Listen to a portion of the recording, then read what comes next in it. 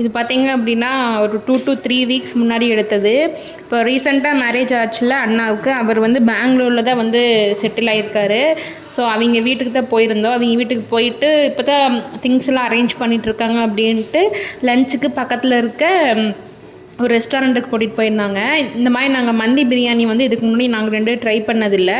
So already அவங்க போயிருப்பாங்க போல். So எங்களுக்கு என்ன பண்ணுறதுனே தெரியல, டிஷ்ஷஸ்லாம் புதுசாக இருந்துச்சு. ஸோ அவங்களே ஆர்டர் பண்ண சொல்லிட்டோம். ஸோ அவங்க தான் வந்து ஏதோ ஒரு சிக்கனு அப்புறம் ஃபிஷ்ஷு இந்த மாதிரி கிரேவி இந்த மாதிரி ஆர்டர் பண்ணியிருந்தாங்க.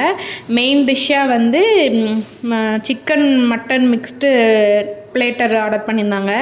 ஸோ பிரியாணி வந்து ஒரு மாதிரி நம்ம நார்மல் பிரியாணி மாதிரி இல்லாமல் கொஞ்சம் டிஃப்ரெண்ட்டாக இருந்துச்சு.